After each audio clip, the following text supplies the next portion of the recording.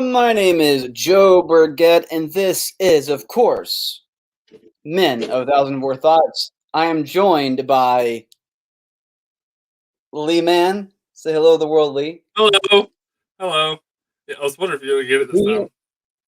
he and his wonderful internet signal have come back to us today, and we're trying in our Yeah. best way to put together that it looks pretty good. We had a bit of a problem yesterday. Well, actually, I didn't have a problem.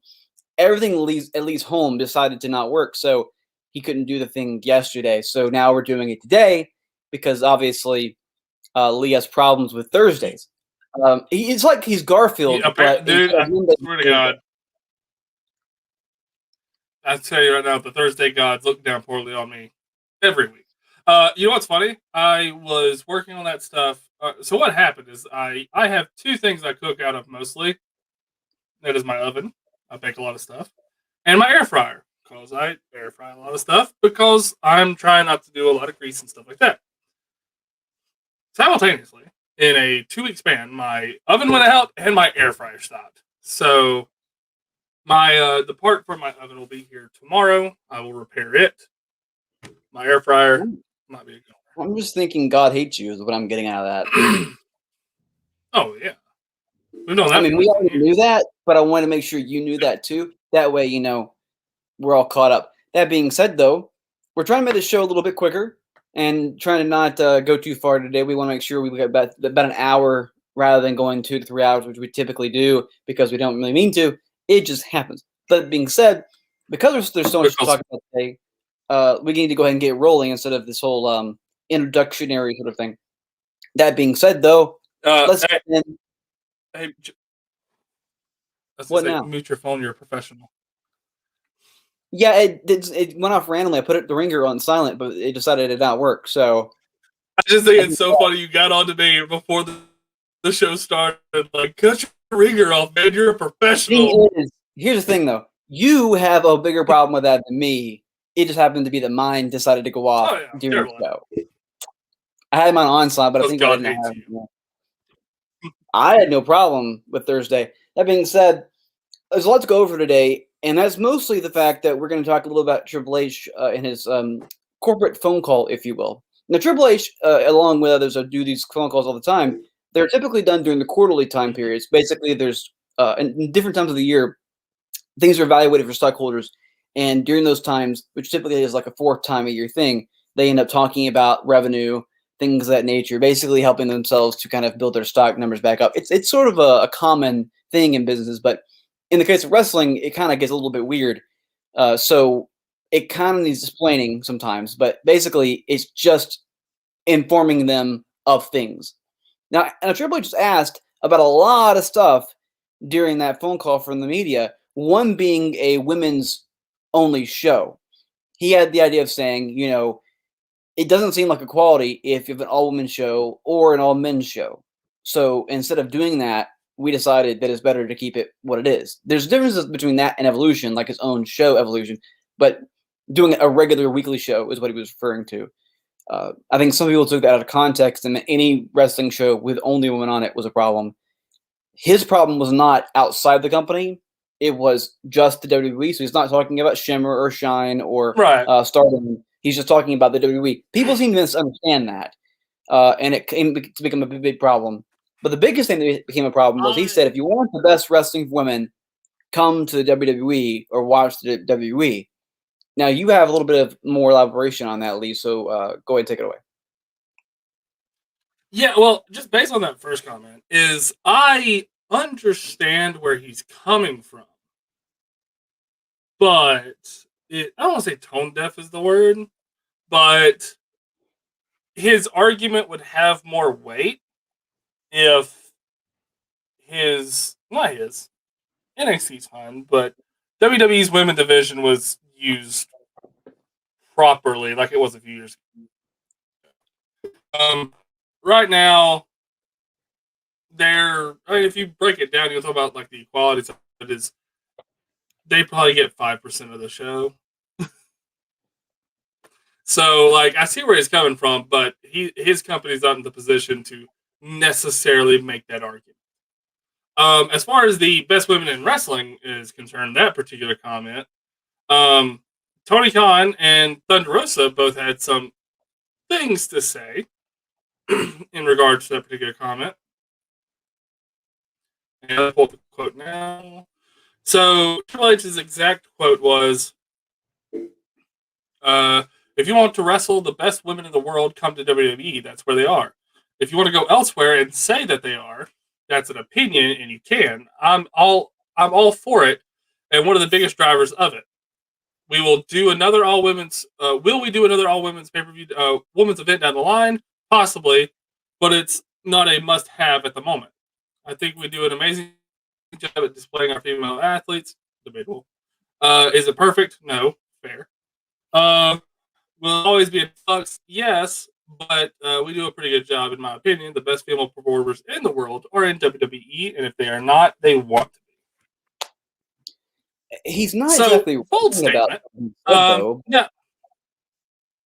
Well, here's the thing. I expect nothing less because, like, you're obviously not going to shit can your own company, so of course you want to express that yours are the best.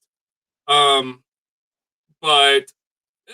also, he's not correct. Like, at the end of the day, like, they do have a lot of the best women. That's fair. But to say that there's none left in the world is asinine. And Thunder Rosa commented, no good women in the world. He's saying that the best is here. Well, like, but top to bottom is what he's saying, not one person. Well, Thunder Rosa commented, and I actually am more in her camp than anyone else's, even Tony's. But actually, I don't necessarily disagree with Tony. But Thunder Rosa's tweet said, "The best female wrestlers are not located in one company, not even in one country. They're spread all over many companies and many countries. Talented women across the globe." I obviously tend to agree with that. But Tony went on to reply on Busted Open Radio today. Tony said, "Everybody is building their own roster. They're going to have good feelings about the people they work with. I don't think there's anything wrong with saying you think you have the best show or the best company. I think where people got offended yesterday is when he said everyone wants to work here or work there. That was like people are confusing the two things. If you want to say like, hey, I think my show is the best, I think my product is the best, there's nothing wrong with that. Like you should feel that way, and that's a good thing. But when you say it's like anybody work here, that's not true. It's crazy.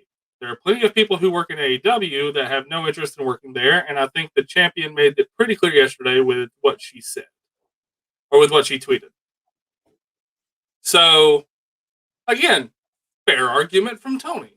I don't think anyone's necessarily wrong in this case. I just think it's a lot of people posing opinion as fact. That's the problem, though, I think that we're running into when it comes to this situation. It's not really something of fair realm either way, because you're stuck basically saying, okay, if you're a WWE fan, you agree with Triple H. If you are an indie fan, you're going to say, well, no, there's good wrestling outside WWE, and that doesn't mean that any girl just is aching to go there. But here's the thing. Tony Khan he's similar to Triple H in that situation where he is only about his own company. That's fair. He should be. Yeah. But it should be, yeah. Saying that no one in AEW wants to go work for WWE is bullshit because we know they do. The question is not whether or not they want to go, it's whether or not they will. Hold on, quote the man correctly. He did not say everybody. He said there are some people in AEW who have no interest in working there. He never said everybody. The thing is, though, is that you're saying some. He wants to put it out there as saying that basically there's people all over AEW. Sure, is fair. Also keep in mind, he said people in general. He didn't say a woman or a man. He said people. Yeah. The problem is in saying that is guys who left or were fired from WWE don't want to go back. Maybe that's something they're going to say, but that doesn't mean that Britt Baker, the champion, doesn't want to go there. She probably my thing is, she has a partner that's there right now. He's not leaving anywhere because he's getting treated well. So it very well could be she goes there eventually. It very well could be Thunder Rosa ends up there eventually. We don't know when that's going to happen, if it does at all. But then again, here's the thing. Just because they might, don't mean they will. There is, like you said, it's just as possible. Well, what I'm saying is, I think Tony's statement has more water than Triple H's because Tony's at least acknowledging the fact that, there's probably a lot of people in the company who do. Like, I think that's more of a balanced answer than Triple H is saying, like, everyone wants to work here. That's the only problem with what Triple H said to me. Because when it comes to saying the women's division in WWE, he's not wrong. It is the best in the world. Yeah. There's no one that can argue that. If you try to argue, you're done. It is the best. But are we saying that there are wrestlers out there that are really, really good away from the WWE? Of course there are. Plenty of them. But that's also a situation where you can say those people may end up going to WWE in the future and only adds and packs that division more. The problem is whether or not, WWE's well. But the division probably is the best in the old company because they just use their wrestlers well. Yeah, but I think the argument can be made, and the Young Bucks and Kenny Omega have kind of proven it on the men's side of it, and there's plenty of people on the women's side that I know will prove it, is that you don't have to go to WWE to be successful. It isn't it is not a requirement anymore. Right. I think was doing it for years. She said she'd never go there. Michigan was a top woman in the world for a number of years. Right. So even Sarah Ray, she never wrestled once for WWE. She's been a trainer. Mm-hmm. But that's the thing is, like, I think it's I think Tony was right when he said it just put. He didn't say this. I'm going to paraphrase, but basically, it puts a bad taste in people's mouth when you say anything all-encompassing. Period. No matter what the statement is, if you put it like everybody, period, automatically you're going to turn people off because that's just blatantly untrue. No matter how you slice it. So I think Triple H's biggest problem with that is he has been in the WWE so long that he is in that mindset that every wrestler wants to go. It's like the NFL for football. You're not destined and wanting to go to the CFL. You want to go to the big leagues. Oh. Same thing with the NBA. You're not destined and saying, I want to just play in the EuroLeague. Like, there's people who want to play there, sure, but most want to leave there and go to NBA because it's the best in the world. So it's not as if that he's saying that in a way that's wrong in some cases, because there's plenty of people who do want to go to WWE. The problem is he's so connected to that world that all he believes is that the best want to come here. So that's part of the problem, I think. Well, and that's why he said that, I believe. Let me make this argument to you as well. I do not see WWE as the only big league anymore. And I'm not just saying AEW. Obviously, they are one. But in today's age, not until they profit more. But what I'm talking about is, like, if we're talking about exposure for a wrestler, in today's age, it's so easy, especially in the data age we have currently, that anybody at any promotion could. And I would make the argument that it's actually much more unlikely in WWE at their current state that you're going to get that exposure that you want. Because WWE has had a track record of floundering good talent from time to time. So, at the end of the day, like, I could see how some people would argue I would be better off in NWA or Impact or AEW or going to New Japan, because you're going to get that you're going to get that spot. Well, keep in mind, too, there's people who've left more than you might WWE. There are people who've left the WWE and gone elsewhere and became big stars and came back. Oh, yeah. Drew McIntyre is one of those kind of guys who did pretty well in the Indies before he went to WWE, but then got signed really young, was fired, goes out there and does an amazing job on the independent circuit, gets into Impact as well there, and then goes back and becomes a champion in the WWE. Yeah. So there are guys who've done that. Well, that's what I'm saying. Is like I think WWE's days of that are numbered. Obviously, I'm not saying WWE's days are going away. Like, they are. We've said this 1,000 times. They are beyond the opportunity of failing. But with places like NWA and places like Impact and places like AEW and then New Japan as well, especially when they come over here, and with their West expansion, they still need a women's division actually be useful. I mean, don't start on, but that's it. But what I'm saying is, like, AEW or WWE is not going to be the end all be all, which is what it has been for 20 something years. It was the only place. Oh. TNA had a brief moment of potentially being that other promotion. Yeah, I think AEW is. I think the longevity of AEW is going to be there for the simple fact of Tony and the Bucks and Kenny and Cody have a really good game plan of just don't compete with them. Like, let everybody coexist, and we leave each other alone. Yeah, that kind of was like even with their with Impact. If you recall years ago, they wanted to compete with Monday Night. If you remember, when they moved to live on Mondays, was basically the death knell in that coffin. Oh, and yeah, they didn't make a decision with doing that. Everyone knew it was dumb. Everyone thought it was dumb. I wrote about the fact of it happening when I was writing. Lucha Report. I remember when we watched. It was going to be terrible. I remember sitting at your house and us having a conversation about it, and we were like, "Yeah, well, TNA's going to die." Somehow it has. It was sad because TNA had such a good idea to begin with, and it was messed with by Bischoff and Hogan, and that really is what killed the company. And I watched TNA more back then than I did WWE, but that was mainly because I was a huge Christian fan. Christian went to TNA. I watched every week, but they never. Yeah. When they competed with WWE, it was kind of sad because I had to be able to record one and watch it later. Yeah. Well, not just that. Not just that. It wasn't even just the recording thing. It was the product went down. They started trying too hard. And they didn't try too hard. They just decided to try to be like WWE light. You know, like the Miller Lite stuff. That's what they tried to do. That was dumb. Instead of being TNA, they became a light version of the WWE. That was a problem. That's one of the good things with AEW and NXT. I'll give, even though I think NXT did counter program a few times, I don't think it was egregious. Well, they haven't. I mean, they were on both of them. Well, no, I'm saying when they were both on Wednesdays, that's one thing I'll credit Triple H and Tony Khan for is they focused on their own product. They were not worried about what the other people were doing. They were going to produce their show. Well, I don't know about that. Their show.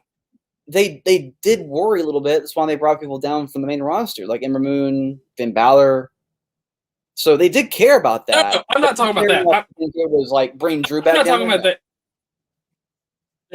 What I'm saying is, I'm not saying they didn't care about the competition. I'm just talking about they weren't looking at the show going and be like, all right, we have to do this to counteract that. It was like, just put on a good show, bring some people down, and just focus on your product rather than worry about what they're doing. I mean, they did try and counter each other. I mean, keep in mind, there were specials for WWE they did on Wednesday, and so they did do that. That's what I said. Well, what I'm saying is, I understand. I'm not talking about. I even said at the beginning of my statement was they did do counter programming, but it wasn't like WCW and TNA did try to do with WWE. It wasn't like that. Just like bullheaded through it. It was just like, all right, they're having a special this week. All right, we'll put on a good show. And I think that was really where WCW and even partially TNA went wrong because they were trying to bring down the giant of WWE. And ultimately, WCW did that for a little bit of time. They did have better ratings for them for a number of years, or a number of months at least. But when you're doing that and you're saying to people, I want this company to die, I find that to be worrisome and dumb because I don't want the company to die. I'd rather them both continue to go because it only gives wrestlers a chance to be seen and to do more. So like competing against each other is fine, but don't try and bury the other company. I would hate that to happen. I think most fans would want that to be a continuing thing. Right. And it does seem like WWE, even though for a while I would argue at the very beginning they were trying their best to kill it before it became something. But once it did, AEW and WWE seem to accept the fact that we're just both going to have to coexist rather than sink the other ship.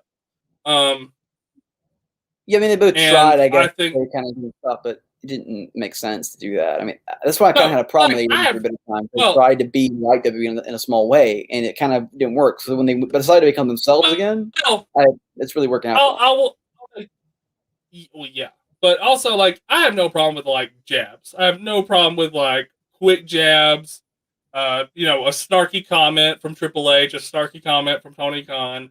I have no problem with that. That's just, rival companies being rival companies. We see it all the time in every facet of enterprise. So I have no problem with that. Let them, like, if they're going to just, like, yay at each other from time to time, I find that incredibly entertaining.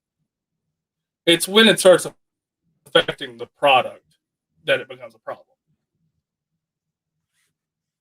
So that's why I think AEW.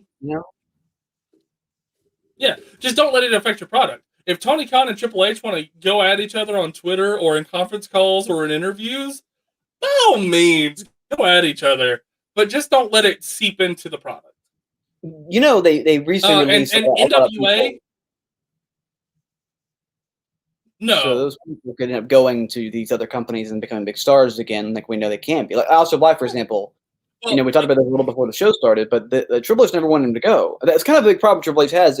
Triple H used to be over all the talent stuff, right? That was his job. Well, they got downgraded from that to be in another position that was bigger for him. It didn't really do much different stuff, but he was no longer head of all that. So now people are getting cut that Triple H has no hand in cutting. He's pissed because of that. So if he said, I think he was something along the lines of there's an argument backstage of some kind. I don't know the whole full story about that, but we know there's something issue there. But if Triple H was like, if you were going to cut him, just let me have him. Basically, was saying is that I could have taken him back to NXT and done a lot with Black, but you decided to cut him without even talking to me. That to me is where I think there's a problem with WWE. When normally there's not a problem with tier or anything like that. They usually have a great business program. We all know Vince is the head of it. There's no argument there. And we know Triple H Stephanie to have a pretty good role there. Shane too. So we know that's never a problem. But decidingly, that kind of seemed like Vince or someone was telling people to cut these people because he just didn't know what he had. May I? Why are you using your hand? Can I present a conspiracy theory? I have no proof of this. I have nothing on it, but I will just say it's kind of funny that all these little problems and people getting cut started at a similar timeline. A certain other Mr. Khan got hired. I keep trying to tell you this, and I don't know why I have to keep telling you this, because it's fact. He has no role in any of that shit. Why you continue to think he does? I don't know. No, I'm not saying he has a role in it. I'm not saying that he has a role, and it's like I'm not saying that he's sitting there. I'm not saying that he is sitting there firing these people himself, but let's be honest. Vince McMahon once put all of his thought and trust into Vince Russo, so it's not beyond. It's not beyond a shadow of. No, he did not. Do not ever say that. He never did. Here's why. He was a writer for WWE, and all the stuff was filtered through Vince Russo. That was not happening in any way. Russo had more control in WCW.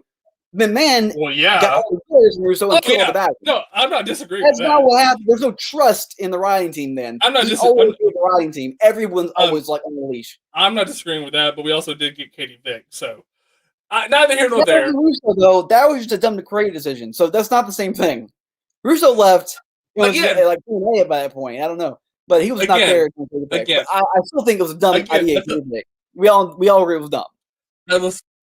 I will say, like I said, it's conspiracy theory. You can believe it or not. I don't know if I believe it. I'm just saying that these rifts between Triple H and Vince in these situations started when Nick Khan was hired.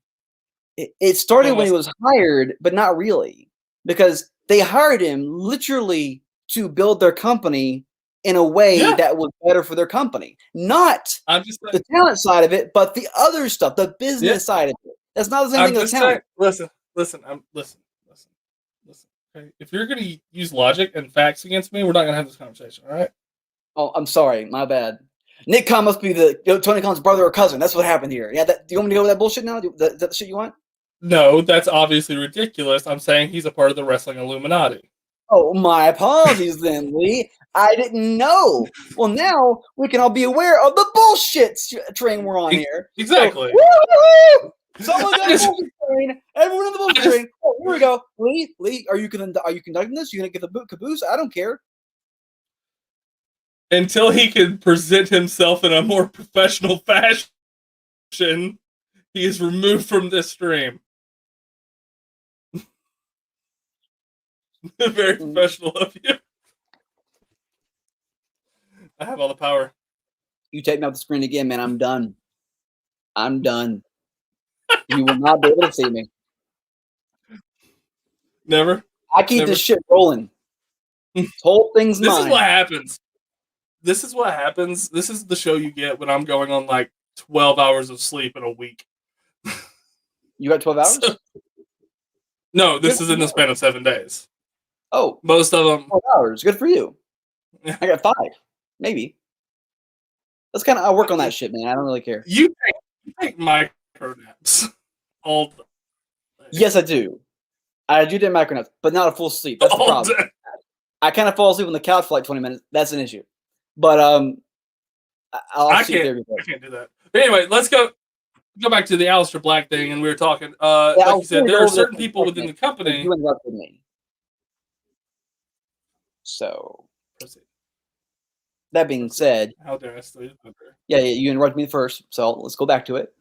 There was talk backstage about Aleister Black potentially going to NXT by Triple H. That didn't go that way, obviously. So there's plans probably to bring Black back to the company on Triple H's request. I can't say it's going to happen. I don't know. They got the money to do it, so they could. But Black was someone that Triple H hired, loving him on the Indies as Tommy End. Everyone loves him then. I don't think Black would probably have a need to go back if he doesn't want to, because his wife was released in a stupid way because she was making more money on the Twitch streams than she was in her own contract. So if they bring him back, I think that he would want his wife to be back too, because we all know Tommy End is likely to go wherever his wife goes, just to be fair. Yeah. And if it has AEW, possibly. Why would New Japan? There's a lot of ways you could use him. He's also from Europe, so he very well could go back there. So, I mean, this guy did a great job in WXW, so the 16-carat tournament was a big deal for him back then. So we all know he may go back to do that. He may go to New Japan. But New Japan now has Stardom underneath their belt, so he very well could do what we're seeing with Will Ospreay and his girlfriend, who worked in Stardom, and then, of course, he worked in New Japan. Now, sadly, Will Ospreay is gone for a while due to an injury, but Black could very well end up going back over there, and he would fit perfectly with New Japan style. We all know that. I think Tommy End would do big shit over there because the potential to do amazing work there would be astronomical, and they would love him at the time because they need guys from the West. So that might be what we see from him. But if not there, if the money's good, he may go back to working NXT. I think maybe that could end up bringing the Trinidad back too. Well, here's the thing. Here's why I would say he wouldn't. If it were me. If I were him, he is still young enough in his career that he has plenty of career in front of him. He was in WWE for 5 years. Not all of it was bad, but like that trust. He wasn't used properly on the main roster, though. Everyone knew that. No. Well, that's my point, is that if he goes back to NXT, that fear, that cloud will always be lingering over his head. Is like, is Vince going to make me go back up? And am I going to get misused again? And that thought will always be there, so I don't see why he would. Like, he's got enough name recognition now; he can make money anywhere. We talked about we were talking about the other week. I think anywhere he goes, that roster gets an upgrade. Period. Yeah, that's why I think New Japan. As soon as he signs, I don't know, like New Japan, AEW, or even NWA. I think those would be good. I think he would give NWA sensible because they need more people there, especially with Aldis basically the only guy there of any name recognition, and he's been the champion for 5 years now. So there's a need to try and do something there with another person. So he very well could work in a lot of other companies. He could work in another. There's Mexico working with Triple H done there. You could go to Europe working with Progress, or you can go to New Japan. You can go. So even Moxley did that, where Moxley's working New Japan and AEW. So it would be the same. I will say that's why I think all the reasons you just listed, I think is why AEW is probably the best for him, because he can get that contract, that lucrative deal, and still work other places. We were talking about Nick Khan a minute ago. There's a potential to try and make a partnership with New Japan and WWE. There's been a problem there for years between Bushiroad and WWE just not wanting to work together. Bushiroad is owned by just tech people, and so they brought wrestler people on to do the job there, but they've had trouble for a long time. And there's a need to kind of put a shot in the arm to their roster due to the injuries they've had, like Okada, Ibushi, and of course Ospreay. So if they were to do something like that, where they could end up making a deal like that happen, and you were to bring Aleister Black in as someone who's possibly part of that roster, that could be a great thing to do with NXT. I mean, Triple H is the one who really wants it to happen, even trying for years to do that. Now, Khan, if he can make it happen, would only help the WWE. Not only adds the network, too, with more content, if they can find a way to work with him and their tape library. So there's a lot to work with there. They're not going to buy them because New Japan's not up for sale. But could they work with them? Take some girls from Stardom, work with them a little bit. People from New Japan, work for them a little bit. Bring some talent over from NXT. That could be an easy way of making things work. I don't know. Yes, but I think WWE has created this own bad blood within themselves of people probably not wanting to work with them just because they are so stern and heavy-fisted with how they want things to be presented. So well with the European companies, they did great jobs with them. They've had great relationship with all of them. Irish Wrestling recently. Well, what I'm saying is now with Triple H at the helm. Well, with Triple H kind of handling that stuff now too, it's a lot easier. But like we're like going back to WWE's history. Vince McMahon, let me rephrase. Vince McMahon doesn't have the best history when working with people. So as long as he's at the helm, that cloud is always going to be hovering there too. I think Vince works well with certain people, but there's people he does not work well with at all, and that's part of the problem. He doesn't ever work. He's never really ever worked with companies beyond himself. So when Triple H wanted to work with these other companies, that's level projects. So Vince never did that. Vince is only about himself. He did work a little bit with ECW years ago. Yeah. That was a deal with Paul Heyman. But other than that, that never really was a big deal. That's why ECW was bought so easily by Vince years ago. The bad blood with Vince goes all the way back to how WWE was formed. Realistically, he basically sprung on all the other territories. I don't think that's fair, and I say that's not fair because he bought them out, paid them great money to do so, and he basically just did that. Hold on, I'm not saying that he did anything wrong. I'm just saying the perception of how people look at Vince from that. Yeah, he is looked at in the wrestling industry more saying those things. You see the problem there? You're only creating the bigger perception. That's the problem. Okay, fine. He has a tyrannical personality. What do you want me to do? If you're creating the problem, it's not fair to say he has a problem. Like, you're creating it. You're manufacturing it. It's not real. So if there's not a problem there, you want me to create it. Is there a problem with that? It does exist. It does exist. I just think that it's not as cookie cutter as people want to make it out to be. It's not like he's just absolutely going around. He does run his company. What's I'm saying? He runs it. He's a tyrant. Like, and I don't mean that in the necessarily negative. Well, I think this needs he's very tyrannical. I think people need to understand this in a very big way because it's a problem a lot of people don't understand. A lot of the most successful business people that are actually business people, not people like tech guys like Gates or Jobs. I'm talking about specifically business-related guys. Most of them are known for being cold, calculated, sometimes even sociopathic.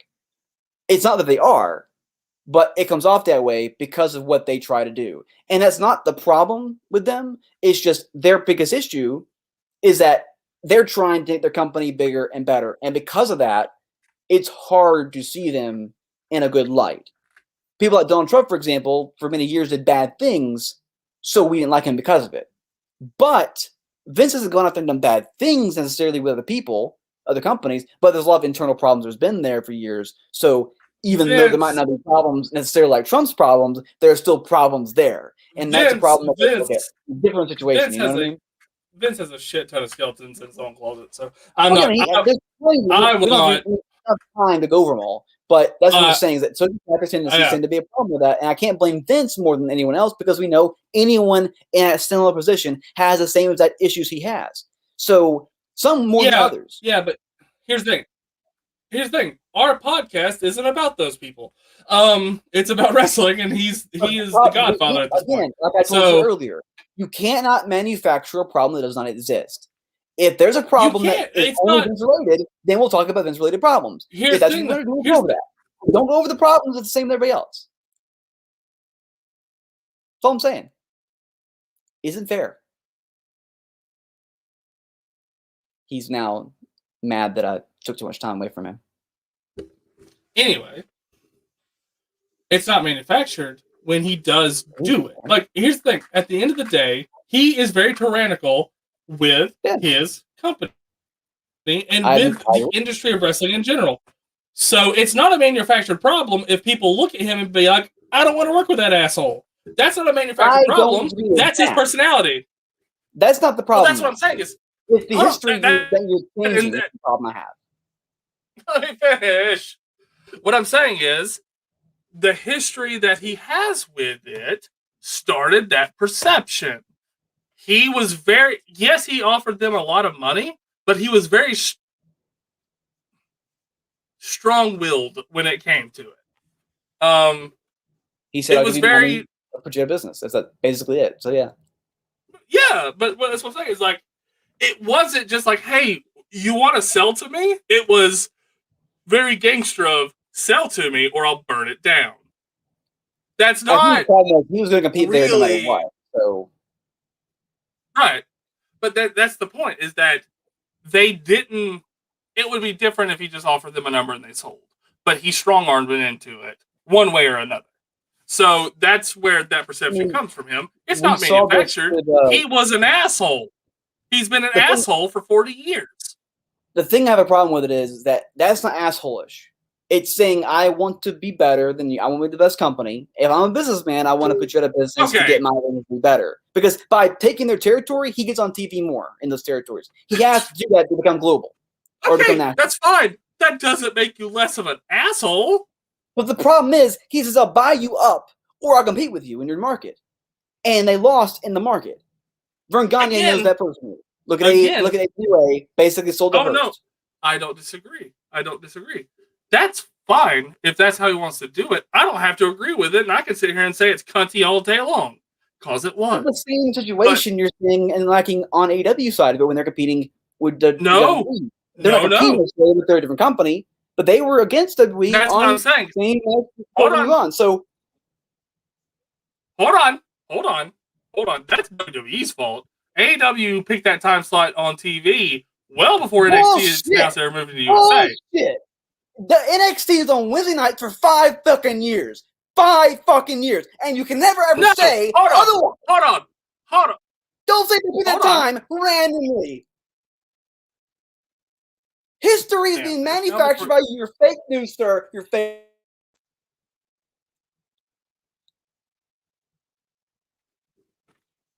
Go on with your insane tirade.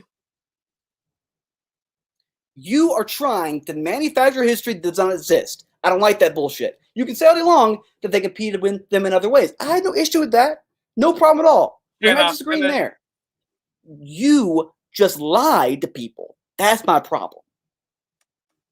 If you would have let me finish my sentence before you went off like a fucking psychopath, you would have heard my entire thought.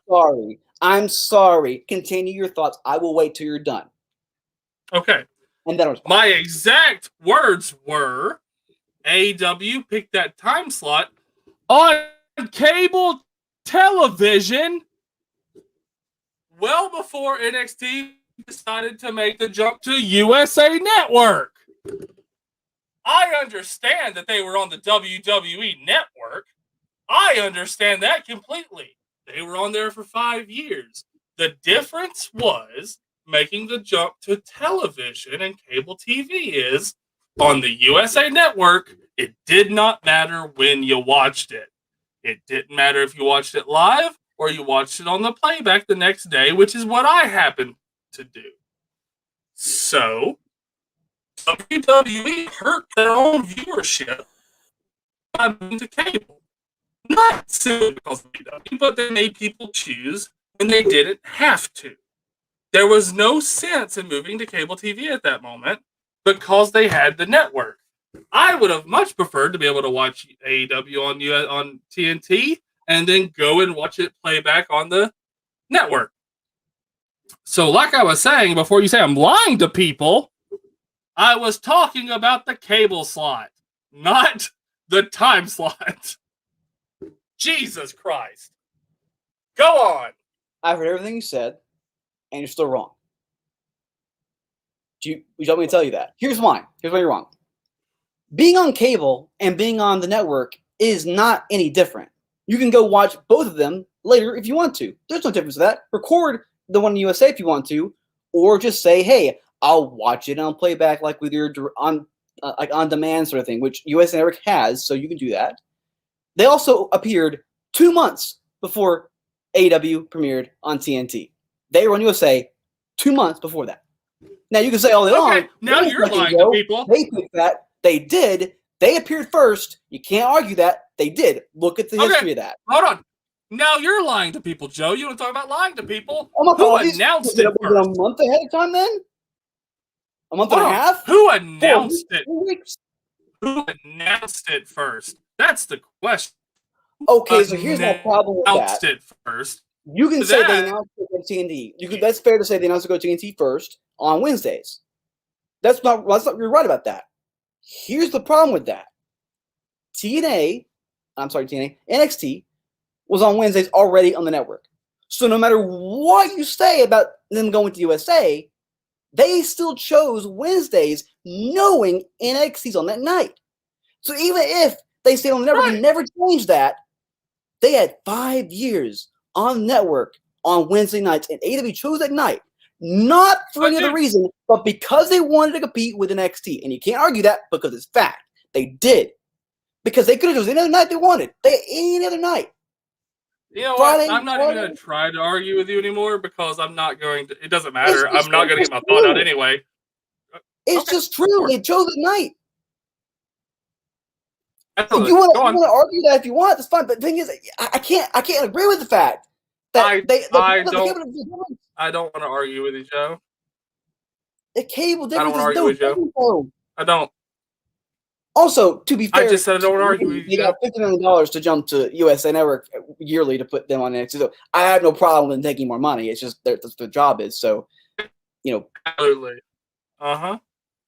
Here's the thing. There's also other factors you're not taking into consideration as far as the time slot. Okay. Which is TNT already has certain nights that are for programming. Same reason that AEW's leaving TNT. They have NBA. They have all these other things. They all have all these other obligations. Wednesday nights was legitimately and logically the only night. Do I think they could have probably fought for another night? Sure. But they had the same problem at the end of the day.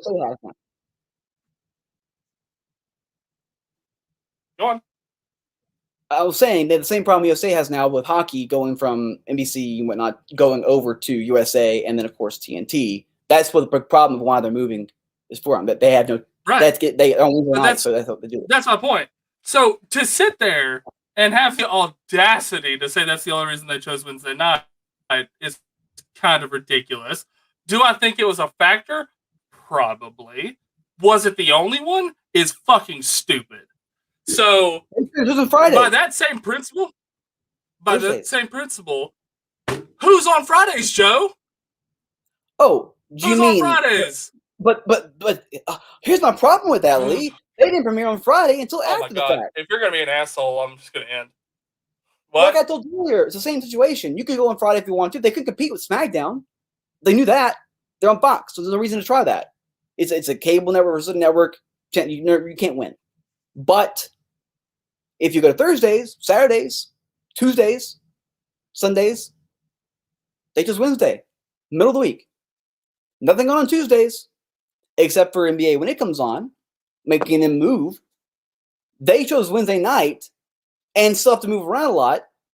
Now, to be fair to them, that's not their fault. So, CBS is going to have them do that too whenever the playoffs come in. They're going to move around for that as well. They have no choice. That's just what happens. And SmackDown will also deal with that as well when the playoffs go on Fox. So there's going to be a lot of problems with wrestling being moved for other sports. That's not anyone's fault. It is just what it is. Hockey, moving from those places to USA and, of course, to TNT, is going to make them have to move around. Same thing with NXT. So it's not really anyone's fault on that. So I can't blame AEW for that. Can't blame even WWE for that. But I can say that AEW had other nights they could have chosen because they've had moved around a little bit, and they chose Wednesdays because they knew it was a night of wrestling. Now, could they have come on an hour after NXT started, similar to what WCW or Raw? I find it funny that we had this exact same conversation the other day about NXT counter-programming AEW, and you fought tooth and nail saying they weren't. But whatever. Let's let biases be biases and continue on. I'm done having this conversation. They have been on Wednesday night for now 6 years. I just said I'm done. Go on, move on. Next story.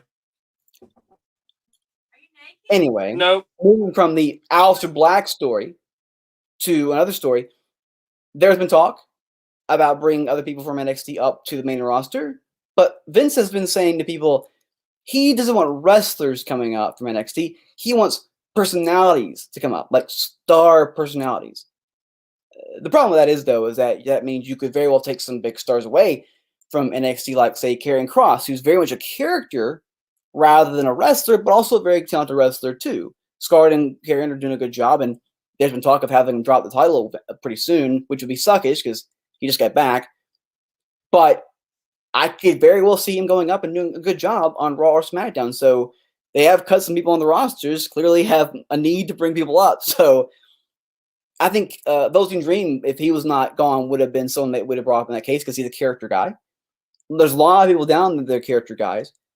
I don't know who all they go up with, but I think Karrion Kross would be one they'd want to take. So, Lee, do you think it's good that they're willing to take characters more than wrestlers from NXT? The Vince, at least. No, he's just going to waste them anyway, so it doesn't matter. They've had good characters. They've squandered. He loves character guys. He seems to be okay with it. No, he doesn't. Oh, yeah, he's done well. This is one of those guys who didn't well NXT. He likes it. He likes his 5 favorite toys, and he will play with those 5 favorite toys, and everybody else be damned. So but here's the thing, you're going to continue to use these guys over and over again on the other shows. You just fired a couple people, but you have a need to fill your rosters, even if you have those guys go for IC championships or US championships. There's something. WWE has a cycle, and that cycle doesn't change. It's been going on for years. He's going to pull these guys up, put them in a stupid ass storyline, squander them, ruin them, release them. I would say it's really fair considering there's other mini stars from NXT who are on the roster right now doing a good job. Yeah, because they're the ones who don't bitch. That's not fair to say. Okay. That's not fair to say at all. Okay. That's bias. That's bias speaking. Yep. And you know that's bias speaking. Don't argue that. You know it is. Now, I can say all day long that I don't agree with I'm not disagreeing. things that are happening there. We all know that there's a lot of problems there. Let's not argue that. We all know that. But there are guys who've done a good job, and most of the time that happens is because they changed up what they were doing previously, or WWE wants to try and see what they can do with them more. Like Big E going from New Day to being a singles act, becoming IC champion, having a good rivalry with Apollo, who also is a brand new character. So there's a lot of good things happening there, but I think it takes time to have good writers to do that as well, also good creative stars. So, it's not just Vince's problem there. It's also that creative. Okay. Well, that he makes those hires. It should not take this long to get these guys up and on the main roster when they've already done it in NXT. It should not take this long to get these guys over because they've already done it in NXT. It doesn't. It shouldn't take this long, and you shouldn't mess around and stick your fingers in pies they don't belong in.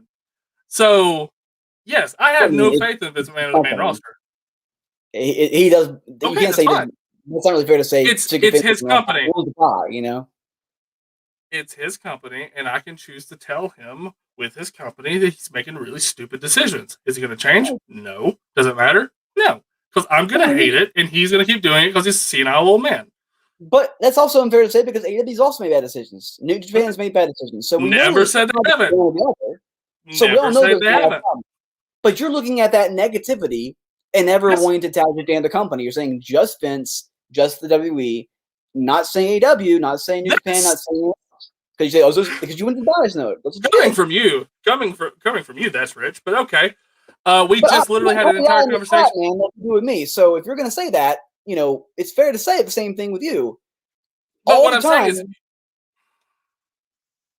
we just had a long conversation not long ago about how stupid that decision was with Cody Rhodes. I'm the one who initiated that conversation, and I told you how stupid that was. I told you how dumb they treated Anthony Ogogo in his first match, in his first rivalry. Don't pretend like I've never criticized AEW. That's ridiculous. But also don't pretend like you are not also biased with WWE. You are incredibly biased. So that's fine. Because you're only going negative. I have to do something with that. You can't really make me help. I can't only like them I'd like to also call their problems their problems, but if you're going to go all the problems, I got to go all solutions. You see how that feeds the cycle, though, right? Because you're going to always be so critical of AEW that I'm going to feel like I have to defend AEW. So we're both feeding the monster.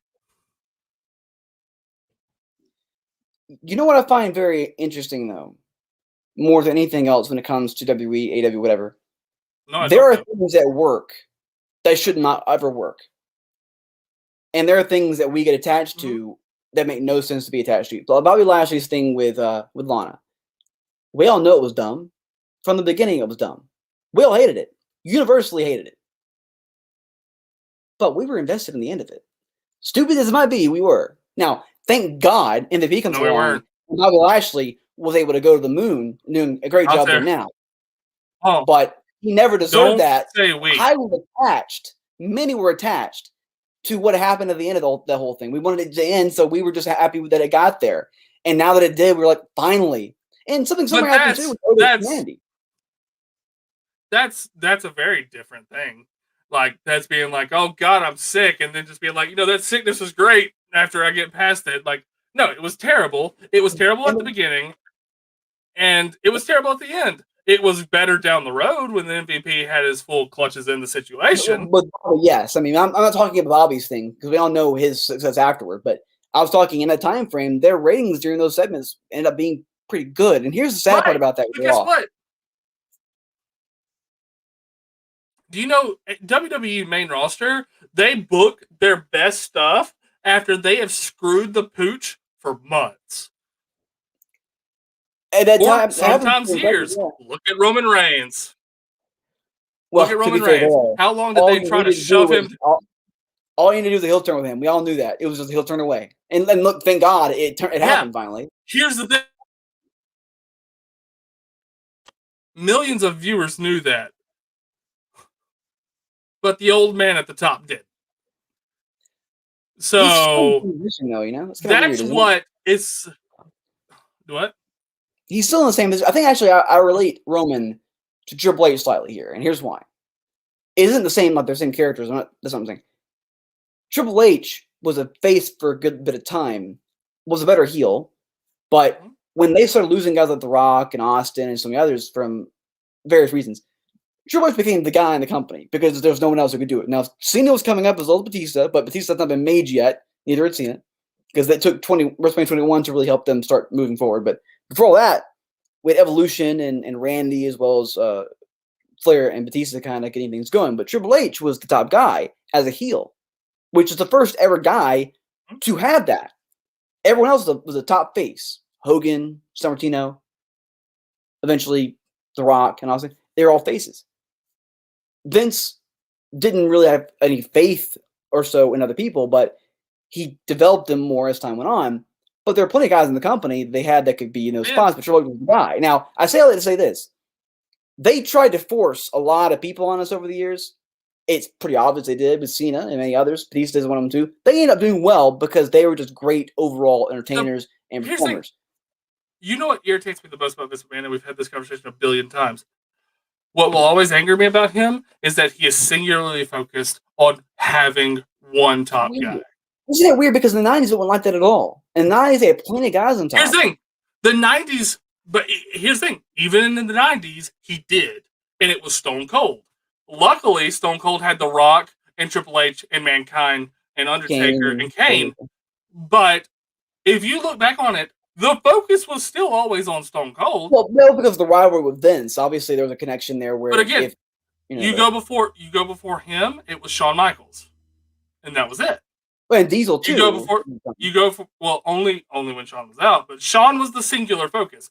I'm not saying that there's not other guys in the circle. Bret Hart as well. I mean, again, we're not talking about guys who weren't in the circle. They're still top guys. You have to have multiple top guys, but he zooms in on one.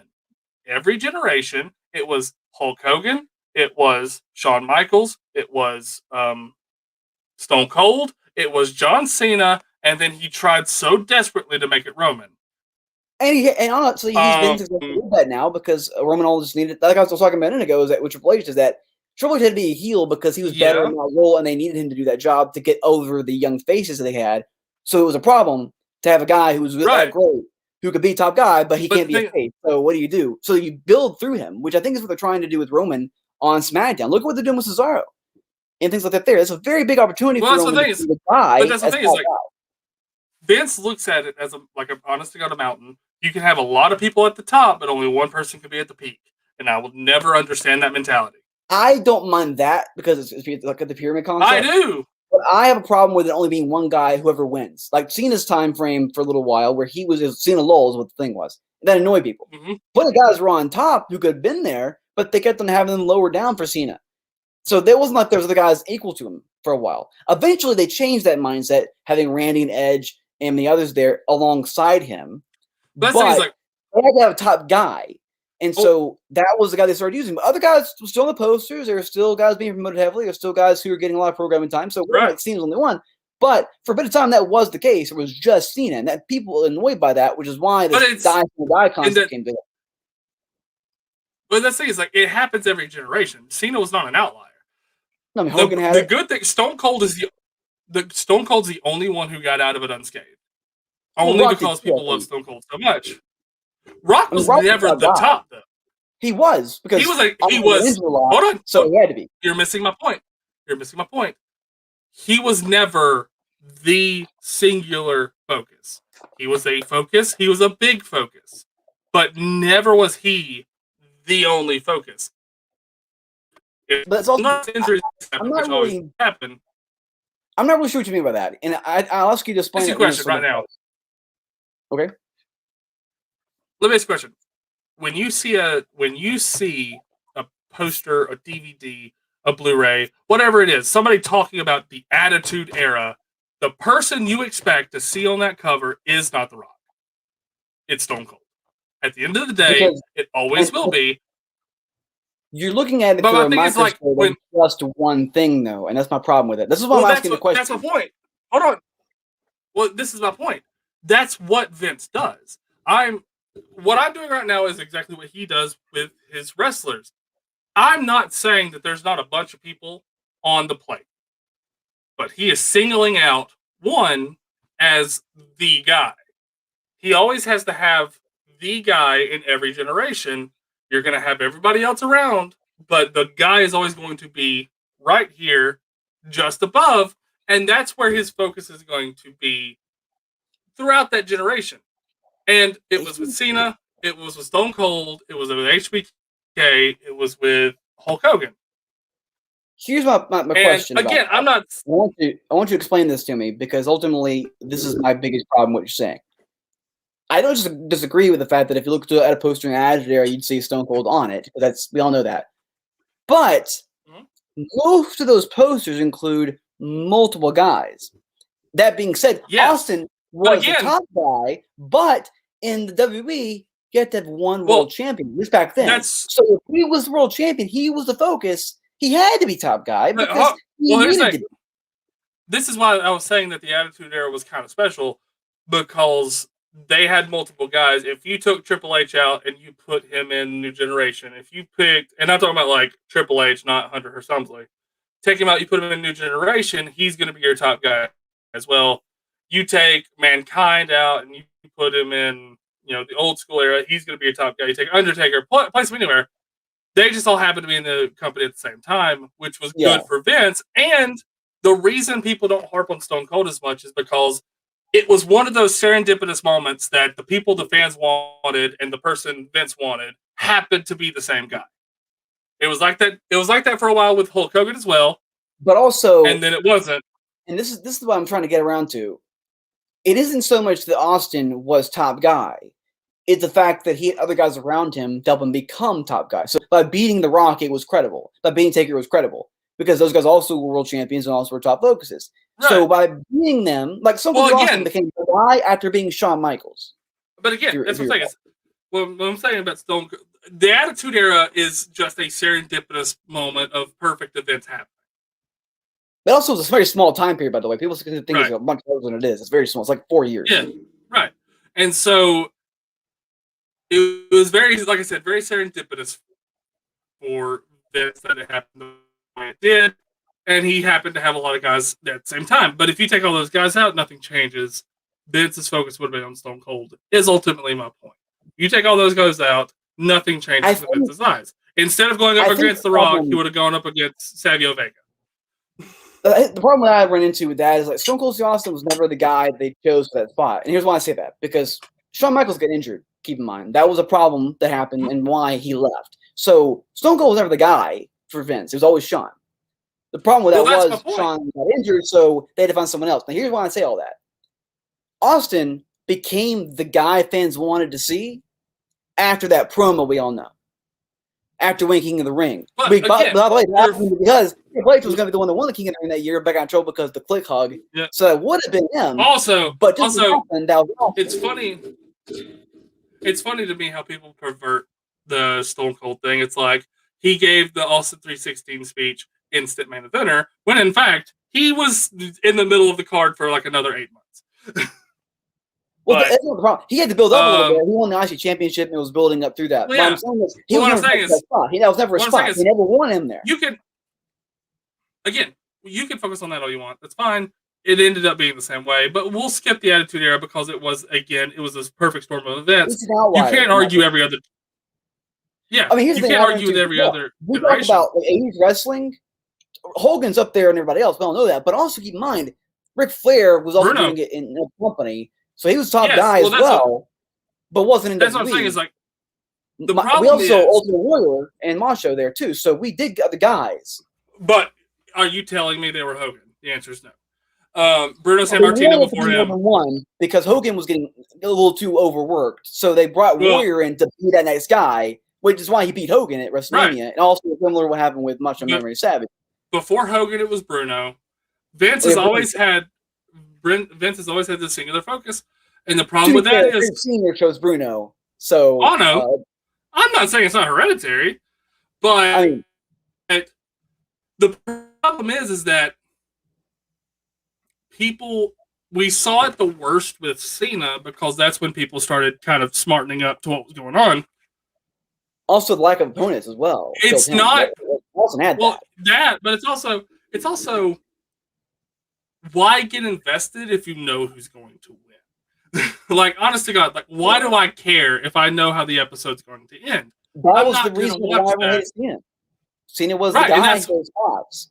And realistically, it was Stone Cold before him, but people were okay with Stone Cold because, again, I think that's another big factor to take into play here is that Attitude Era was kind of before people started really smartening up to the business. And that's why things went the way they did with that, but like we don't want one guy, we want multiple. Because like even with Cena's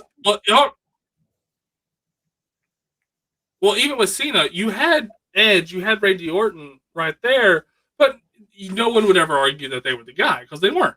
They were not Vince's focus. They were there, they were pawns to be played, they were on the board, but they weren't the king or the queen. They were never the one to have that focus on. And again, I'm not saying that everyone else around was irrelevant because they weren't. Obviously, this is a particular boat that needs multiple people to keep it afloat. But it's not. If we're going to talk percentages, like 51%. Of Vince's focus is on Cena, and the other 49 is on everybody else in the main event because he doesn't give two shits about the undercard. Never has. So that's kind of my point. Is that I'm not saying that it's the only focus. I'm just saying that's his main focus. And again, you can disagree with me all you want. That's fine. It's perspective. You see it differently than I do. I see it differently than you do. My issue isn't so much what you're saying about the idea of there being things that are like Cena's situation was worse than others. We have to agree with that. But people were smartening up on the business back in the Attitude Era because Vince literally went on TV and said it's fake. Those words is not mine, him. So we know there's things we can go on. But we knew beforehand too. It's just Vince basically said on TV, we're not going to try and insult your intelligence anymore. It's not real. So that's when they started this new movement to go toward the Attitude Era with their new programming, their TV-14 stuff instead of being PG. So it changed a lot of stuff. But in saying all that, because they did that, many guys were being built up because their characters were being built up, not their wrestling abilities, which is annoying to people, but factual. So by changing those out going into 2000s, when Austin was leaving and Rock was leaving, Triple H was still there, but also Taker was still there, Kane was still there, and even at the point, Mick Foley was there for a while. So they got us going in to kind of build other guys through, which is what happened with Cena. But the problem with Cena's situation was, unlike others, there was no one else around that was built up. And shortly into his career, they had brand splits, so you couldn't use other guys to help him out because all the guys on SmackDown, for example, then eventually on Raw, were transitioning around. So even though you have Batista and Edge and Randy, they were separated by brands for a while, so you didn't get them on Raw as top guys until like 06, 07. And Cena was top guy by like, what, 04, 05? So there's a lot there. It's troubling that Cena had to work in an era where they had to put other guys on another brand so they could then go to Raw and be an opponent for him. And that's an era that I don't think any other guy had to deal with. So Cena's situation was far worse than many others. I think there's other guys that built around him, though. Obviously, Vince had to focus on one guy, but also if that guy's going to be your champion, he's going to get the main focus. So CM Punk, for example, was champion for 434 days. Was he top guy? Technically, he was for a bit of time. But he wasn't the main focus. Cena still was. That's the problem with CM Punk's situation is that he was champion and was still that going on under the card. And even when Brett was champion, he wasn't the main focus for a while. He was. When Brett was champion, he was. Mostly because he was still the guy there, but also eventually with Shawn Michaels' rivalries. That's why they kind of remained into that. And then you go to the Attitude Era and look at Stone Cold. Like, when he was going up against Vince, champion wasn't the main focus.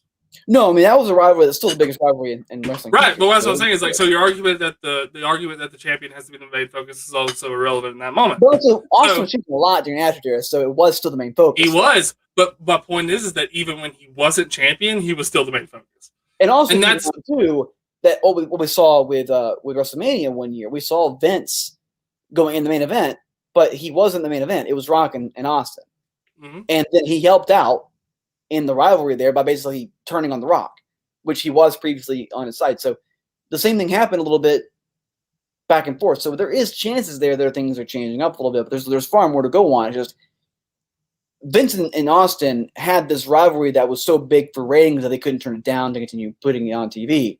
Rock was still a top guy. He was main eventer, of course, with WrestleMania, so he was there. But Austin got lucky because he had an era of guys that were already built up because Vince didn't know who he wanted in that top spot, especially after Shawn went down. So they wanted a guy who could do that. So because they did that, there are other guys that are being built up around Austin. And then when Austin was top guy, those guys are already built up to work with. So it wasn't hard to make him continuously top guy. And Vince could work the other guys and be like on their side. So he was on the side of The Rock. He was on the side of Mick Foley to try and bring Austin down. So even though it was still Vince and Austin, it was very much Vince and co. Like when they did the corporate ministry and things like that. Taker was the guy he was behind that. It was me, Austin. It was me all along. You know what I mean? So the rivalry was there, but always bled through other guys. We'll agree to disagree on that because I see it differently than you do, and that's fine. But we got to wrap it up. It's getting late here. Yeah, you talk too much, Lee. Yeah, but we'll call it a day here. We will be back. I want to say Thursday, but at this point, I don't know. Well, like I said, you're like Garfield, but for Thursdays. We're going to say tentatively Thursday. We'll see what happens. You want to go that word?